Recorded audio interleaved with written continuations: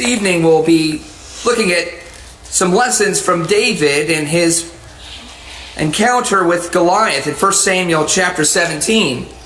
We spent some time looking at this chapter Wednesday evening in our Bible class.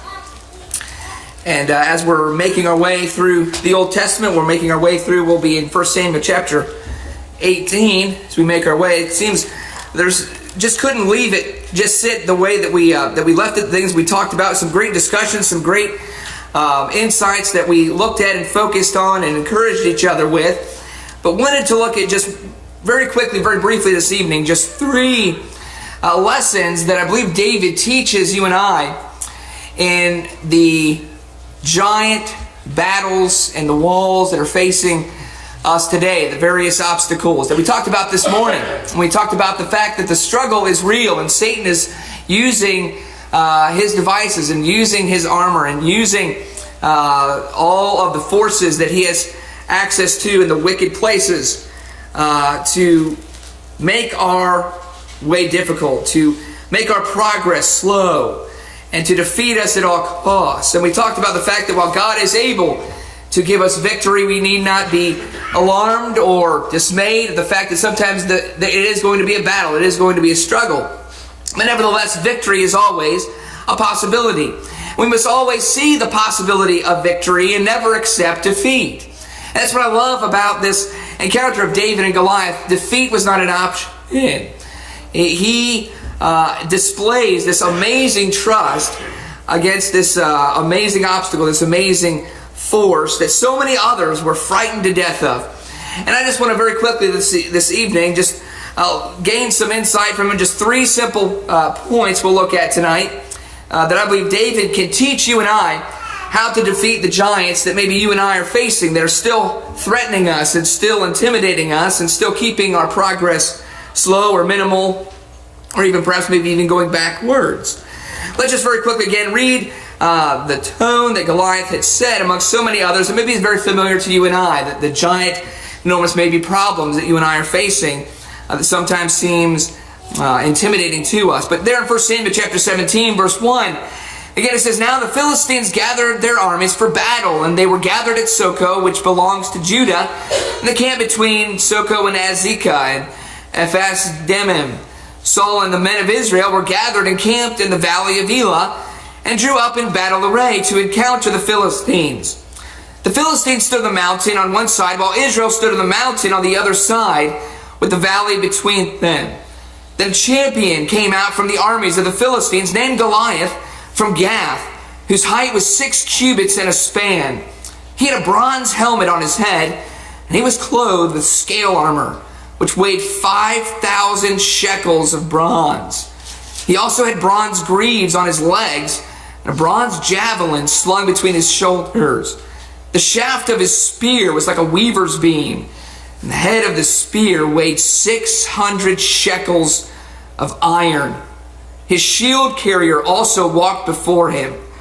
He stood and shouted to the ranks of Israel, and said to them, 'Why do you come out to draw up in battle array? Am I not the Philistine, and you servants of Saul? Choose a man for yourselves and let him come down to me. If he is able to fight with me and kill me, then we will become your servants. But if I prevail against him and kill him, then you shall become our servants and serve us.' Again the Philistines said, 'I defy the ranks of Israel this day. Give me a man that we may fight together.' When Saul and all Israel heard these words of the Philistine, they were dismayed and greatly afraid." No chance. Absolutely forget about it. It's the absolute magnitude of this guy. Almost he doesn't even seem human.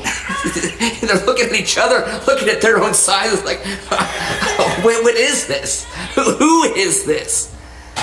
And the massive display of strength. And he loves it. He is enjoying, he's soaking up every moment of this. He sees them shaking in their boots, and he is just making them just almost fear even the very thought of actually go up against him. He knows that they wouldn't even dare do it. And so it makes this amazing encounter of David, the one no one would ever suggest, no one would ever believe. In fact, his own father doesn't believe he has any place in this. The only thing he has to offer is to bring up some food to help him act as a servant, to perhaps encourage those who are fit for battle, his 3 older brothers, who his father had actually sent to fight in the battle. David amazingly displays amazing trust as he comes, and he begins inquiring immediately when he shows up as to what's going to be done to the one who defeats him. Verse 24 says, when all the men of Israel saw the man, they fled from him and were greatly afraid. And the men of Israel said, have you seen this man who is coming up? Have you seen this guy? That's the things they were saying. Have you seen this? They just couldn't get it out of their minds. It's almost the idea, have you ever been in a situation and just kind of pinch yourself, am I awake? Is this still happening? That's kind of the thing they were saying. Or is this really happening? Have you seen this? Is this real? Are we actually existing in this nightmare? The men of Israel said, have you seen this man who is coming up? Surely he's coming up to defy Israel, and it will be that the king will enrich the man who kills him with great riches and will give him his daughter and make his father's house free in Israel.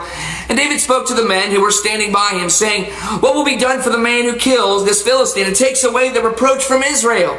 For who is this uncircumcised Philistine that he should taunt the armies of the living God? The people answered him in accord with this word, saying, thus it will be done for the man who kills him.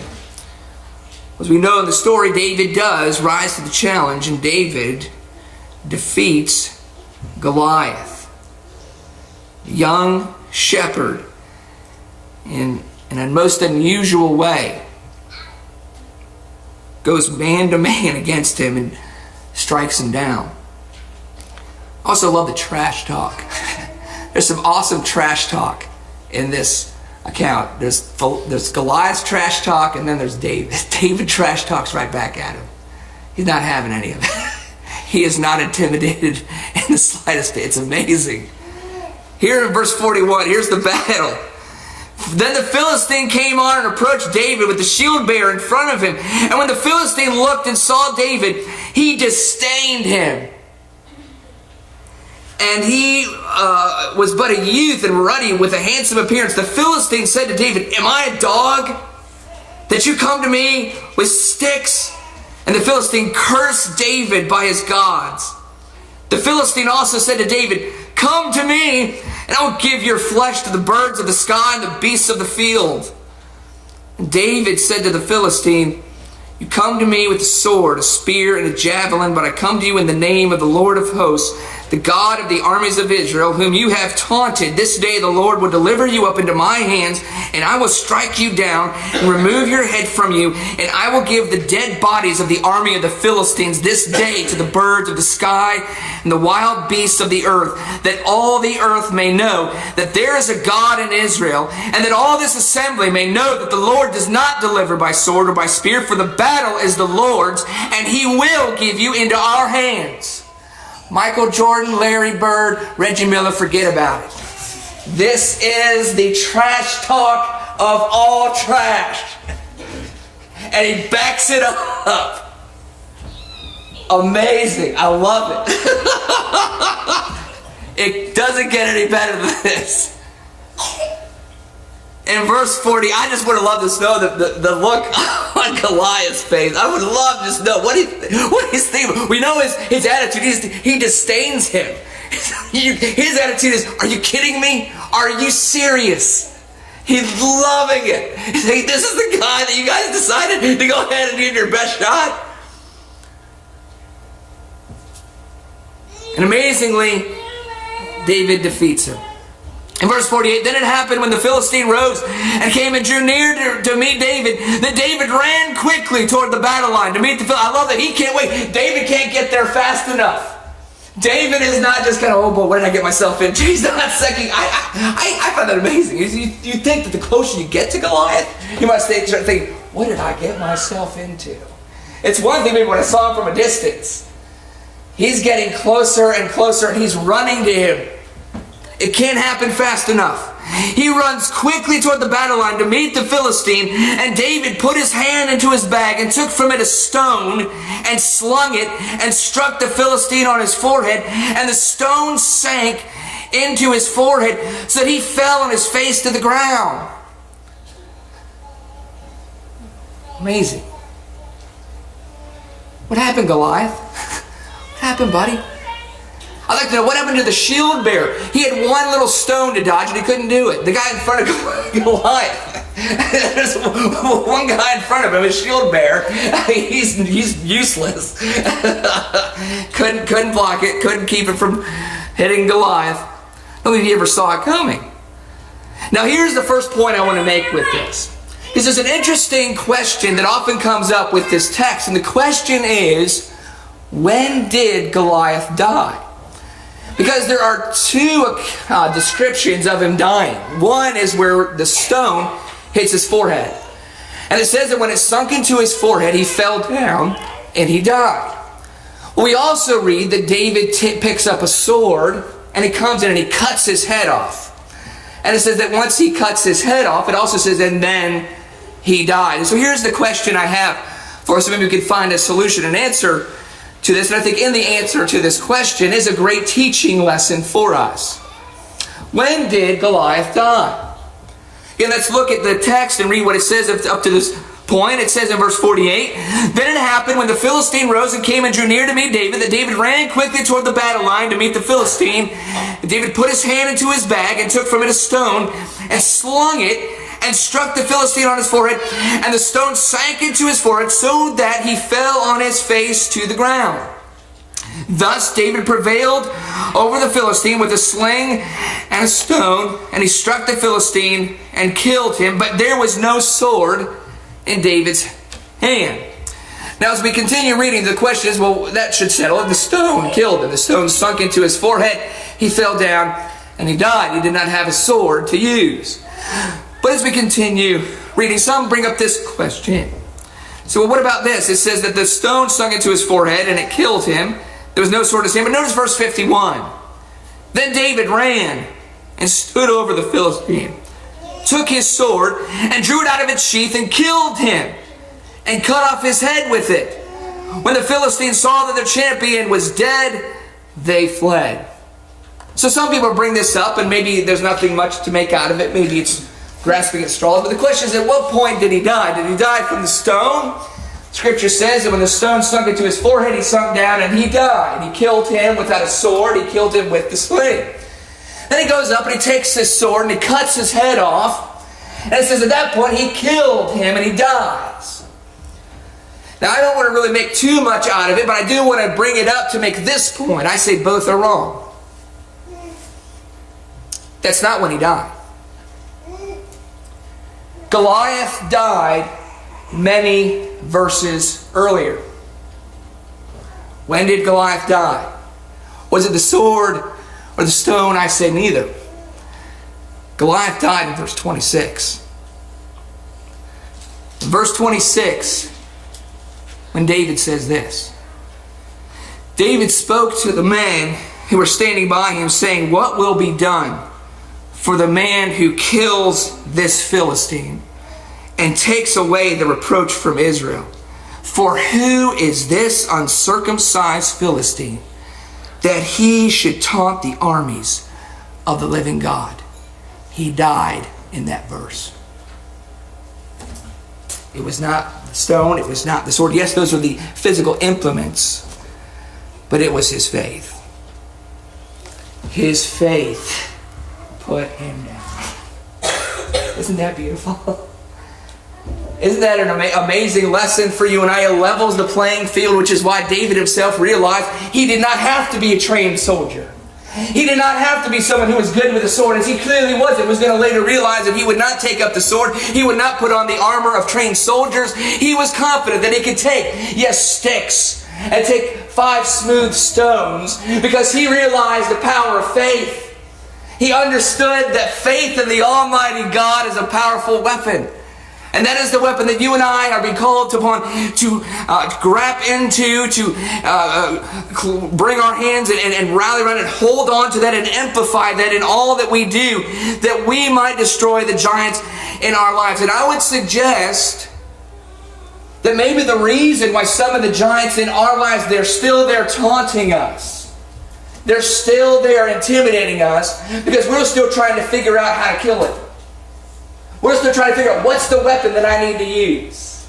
And we're still trying to figure out, I've got this little crude element that I've been trying to use. It's not really working. Well, maybe I got to upgrade. Maybe I got to use something else. And I would suggest that maybe the reason why many giants that are still intimidating us, still taunting us, still walking around saying, I'm not going anywhere, is because in our faith, we still have not envisioned the giant dead.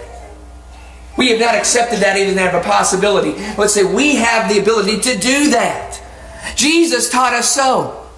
Jesus taught His disciples. Remember, we looked at an example this morning in the New Testament where Jesus was faced with the test of a demon who His disciples could not cast out. And He gives them a lesson as to what it was, that they weren't using faith. They were not using the implements of faith. They were not trusting God in prayer. They were not going to God in prayer and asking God not only for the permission and the ability to do it, but also not praying in faith, thanking God for the victory. David already envisions Goliath dead. David already understands that it's not going to take much. All it's going to take is someone valiant enough and willing to defend God's honor, and this guy is going down. He's already saying, what's going to be given to the person? I love that question. What do I get? Well, what's going to happen to the person who goes ahead and succeeds? In his mind, it's already done because he's put his faith in the Lord. That's why, remember what he says when he comes to him with his sling, with his stones. What does he say? Back up to verse 47. Verse 47 confirms that David kills the giant in verse 26. Because in verse 47 he says, and all this assembly may know that the Lord does not deliver by sword or by spear, for the battle is the Lord's, and He will give you into our hands. Turn to Matthew chapter 17. Matthew chapter 17. Jesus teaches you and I to have a confident faith, the same confidence that David had here. And here's the question. When you are struggling with your giants, when you're struggling with how you're going to do this, when you're implementing faith, here's how you know if you have David's faith and you can basically have the same confidence and kind of trash talk that giant down to the ground and make sure you recognize that he's going to be cast aside very quickly once you decide to implement this faith, is as you deal with that giant, you're already envisioning the cleanup duty. You're already envisioning, what am I going to do after this, because I know he's going down. Notice what Jesus says in Matthew chapter 17 about this confident faith you and I must have. In Matthew chapter 17 verse 14 it says, when they came to the crowd, a man came up to Jesus, falling on his knees before him and saying, Lord, have mercy on my son, for he is a lunatic and is very ill. For he often falls into the fire and often into the water. I brought him to your disciples, and they could not cure him. And Jesus answered and said, you unbelieving and perverted generation, how long shall I be with you? How long shall I put up with you? Bring him here to me. And Jesus rebuked him, and the demon came out of him, and the boy was cured at once. Notice what it says. It said the disciples came to Jesus privately and said, why could we not drive it out? He said to them, because of the littleness of your faith. For truly I say to you, if you have faith the size of a mustard seed, you will say to this mountain, move from here to there, and it will move. How? How did David's faith look like? Well, it looked like David already saw the mountain moved. He already saw what it looked like, where it was going. We have to have that kind of confident faith, going to our Lord, going to a victory and seeing it already done. Not questioning how, not questioning, what's the method going to be, but actually being confident that it's already going to be achieved. There's a great example of this. I love Paul usually actually does this in his letter to Philemon. Paul is writing to Philemon as a prisoner. He's writing to this individual. At the end of his letter, I love what he says. Paul says, hey Philemon, why don't you go ahead and prepare a guest room? Why is he telling him to prepare a guest room? He says, well, I want you to pray that I will be delivered. He says, go ahead and prepare as if the prayer's already answered. Go ahead and make the preparations, because I have confidence that if we go ahead and implement prayer, that something might be done. This is what he says here at the end of his letter to this individual who he's trying to encourage him to put his faith and his trust in the salvation that belongs to Jesus Christ and the transformation power that is in there. And notice what he says at the end of this letter, this very confident statement he makes. Notice in verse 21, I love this. Having confidence in your obedience, I write to you, since I know that you will do even more than what I say. Notice this confidence that Paul speaks. Paul speaks of when he speaks to someone, this confident faith he has, he already envisions it being done. In fact, he envisions, very similar to, remember that one passage that he said in Ephesians, God is able to do far more abundantly and beyond what we even ask and think. That's what he says here. He says, I think that you can probably do more than even what I expected. I have confidence in that. I have faith in you that way. Notice the last thing he says about this. At the same time, and I was using the same mentality, the same kind of thinking, I say this. Prepare me a lodging. Go ahead and do it. For I hope that through your prayers I will be given to you. That's awesome. The equivalent of that is that we have faith in evangelism. Let's already start getting a program for what are we going to be teaching in our new converts. Let's already get it going. Let's already get the material. Let's already get the people who are going to be lined up to be teaching, to be encouraging, and already have the program set forth. That we have faith that there will be those who answer and respond to the gospel. That's the kind of mentality Paul had. Let's go ahead and already be in the future preparing the results of the answer to faith, which in many ways is what David had already done. David was already thinking ahead. He was thinking, what's going to happen after I kill him? That's awesome. That's the faith he had, because he was already looking at what's going to happen once it's done. I mean, many reasons. That's why. Did I just say reasons? I'm sorry. Elmer Fudd must be reasons. That must be one of the reasons. That must be one of the reasons that sometimes those giants in our life are not going away, because we have not yet gone to the part where we actually can see what's life going to be like after he's gone. That's the faith David has. And that's the faith that you and I need. So he dies, really not from the stone or the sword. Died because he believed God could do it. And it worked. Second lesson I believe he can show us and encourage us are, what were David's motives? Some would maybe look at some of the things that he said. That was it money?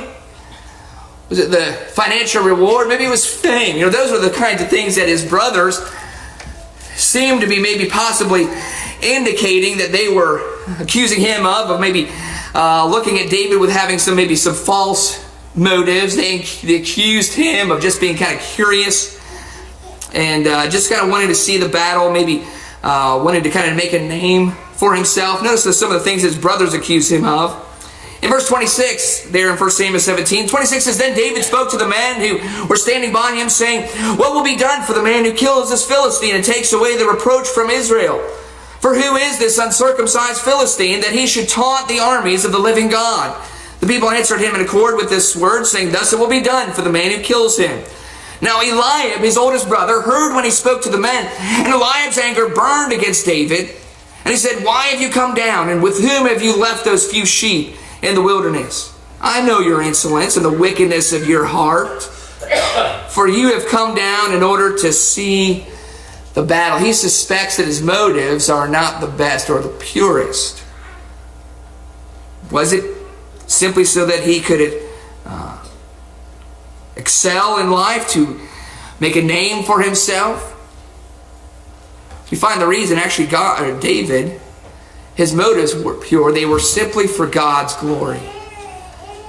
They were to uphold the name of the living God. And he reveals the motives for what led him to actually want to challenge Goliath was he couldn't stand the thought of someone defiling and bringing shame and bringing some reproach or bringing some questionable thoughts to the power of the living God. How dare anybody allow that to happen? And to uphold his name, to uphold that power that is in his name, he wanted to see Goliath brought down. Notice again his language as he speaks of someone taunting God and how foolish this is for him to do. Notice in verse 45 what David said to the Philistine in chapter 17. David said to the Philistine, "You come to me with a sword, a spear, and a javelin, but I come to you in the name of the Lord of hosts, the God of the armies of Israel, whom you have taunted. This day the Lord will deliver you up into my hands, and I will strike you down and remove your head from you, and I will give the dead bodies of the armies of the Philistines this day to the birds of the sky, that they may all know that there is a God in Israel." That was his motive, that all the earth may know that there is a God in Israel. There could not be any more pure motive to eliminate some giant that's in our way than simply to acknowledge God's ability to do it. And so here's the question: does that come into your thinking when you're trying to deal with some of these issues in your life? Or is it something else? Is it some ulterior motive? Is it, well, if I get this out of the way, then I get to advance over here? Well, once I get this out of the way, then I get this. Once this goes away, well, then this makes things a little bit better for me in this area. Is it for selfish reasons, or is it so that others might see God working and they may acknowledge that there is no other and no one else could have possibly done it but him? That was David's motivation, was I want everybody to fear God's name. I want people to see his victory. I want people to see his honor. And that's what led him to be confident that yes, God would respond to that faith. Turn over to 1 Corinthians chapter 10 and verse 31.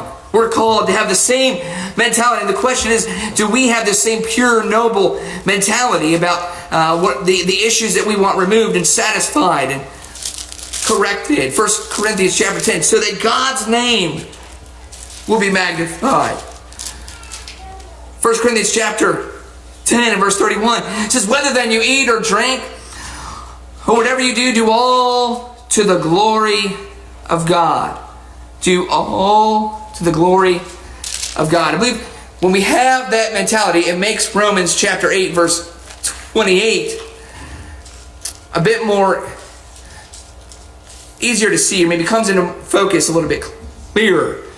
Romans chapter 8 verse 28 says, "And we know that God causes all things to work together for good to those who love God."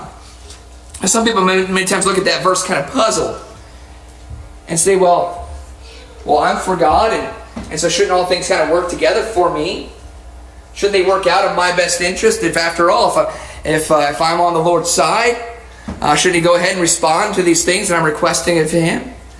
Notice the key is our heart geared the way David's was, the way 1 Corinthians 10:31 says, "Let us glorify God in all things. Let God's glory be at the root and the center of all that we do." Is that the key? And if it is, when our sole desire is that God gets the glory, God is seen as the victor, God is seen as someone worthy of praise and honor and worship, then yes, all things work together for your good, because when that's your sole ambition, God works in favor of those, because that's what he gets. That's the end result, is that he receives then that glory that he deserves. He's not going to operate on our selfish motives. We see this in James chapter 4. In James chapter 4 and verse 1. It says, "What is the source of quarrels and conflicts among you? Is not the source your pleasures that wage war in your members? You lust and do not have, so you commit murder. You are envious and cannot obtain, so you fight and quarrel. You do not have because you do not ask. You ask and do not receive because you ask with wrong motives, so that you may spend it on your pleasures."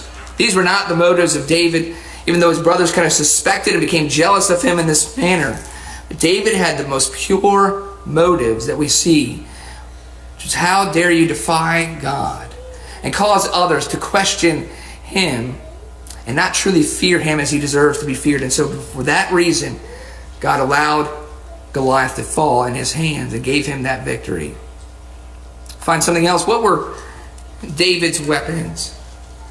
What were his weapons? It's kind of interesting when you look at that. When you go back to 1 Samuel chapter 17, as we see that there was one occasion where he could have made he had an opportunity to kind of make an upgrade. And I think there's a great lesson in this, in that when we're facing something that maybe is bigger than we've ever seen, scarier than we've ever encountered, it can be a great temptation for us to kind of upgrade the tools that we're familiar with. He could have used the sword. He had an opportunity to. He could have used some heavy artillery armor. Instead, he chose what he was familiar with, something that no one else really had a whole lot of confidence in. We go back there to verse 31. 1 Samuel chapter 17 and verse 31. It says, when the words which David spoke were heard, they told them to Saul, and he sent for him. David said to Saul, let no man's heart fail on account of him. Your servant will go and fight with this Philistine. Then Saul said to David, you are not able to go against this Philistine to fight with him, for you are but a youth, while he has been a warrior from his youth. But David said to Saul, your servant was tending his father's sheep when a lion or a bear came and took a lamb from the flock. I went out after him and attacked him and rescued it from his mouth. And when he rose up against me, I seized him by his beard and struck him and killed him. Your servant has killed both the lion and the bear, and this uncircumcised Philistine will be like one of them, since he has taunted the armies of the living God. David said, the Lord who delivered me from the paw of the lion, from the paw of the bear, he will deliver me from the hand of this Philistine.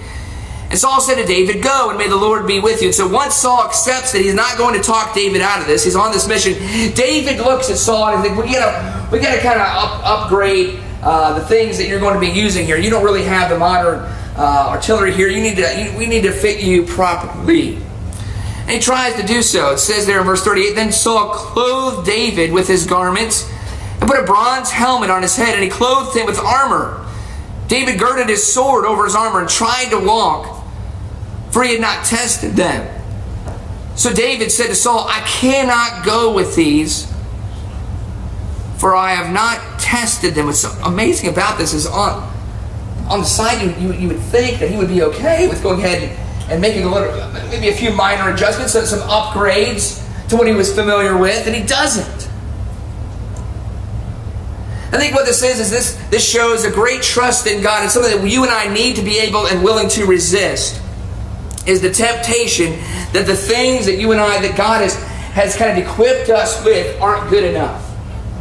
And then in order to really face some of these bigger giants and these bigger problems, that we need to kind of make upgrades to the methods that we use to call upon the Lord.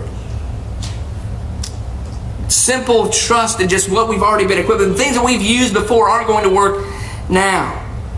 And David showed that he was not willing to do that. And it shows again his pure motives were so that God would receive the glory. He recognizes that when you simply go in the manner that you have been given, in the way that God has equipped, and he was equipped in this, is that these were the tools he was familiar with as a shepherd. He wasn't familiar with the things as a soldier. That's not him.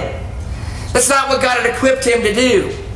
He had been training him as a shepherd, and so he uses the tools that a shepherd would have been familiar with. And what's so amazing about this, he says, and these things have worked. Well, when I was out in the field and I was attacked by these animals, God delivered me. And I believe the reason that he uses the sling and the stones is because these are the implements that he was familiar with. He had already been using. He hadn't used these other methods, even though in many people's eyes it would have been a major, major upgrade. But when we feel the need to upgrade and start adding some heavy artillery, we're not trusting in God. We're trusting in these elements. And maybe the reason that sometimes maybe God has not yet given you victory is because you still keep wanting to put your faith in the power of these tools and not simply power in God.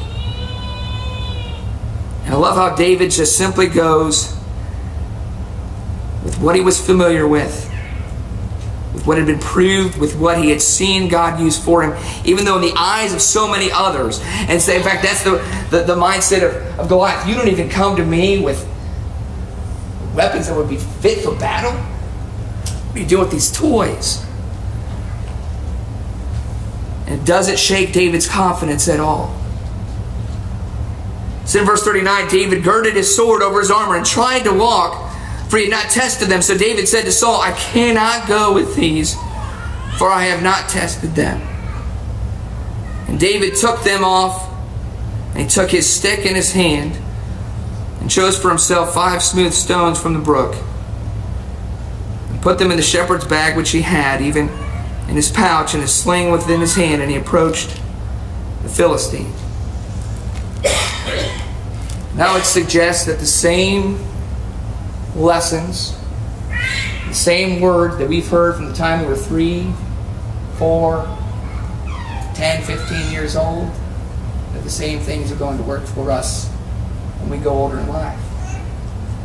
We don't need to upgrade God's Word. I'm not talking about translation. I'm not talking about those kinds of things. I'm talking about just simply using the power of His Word.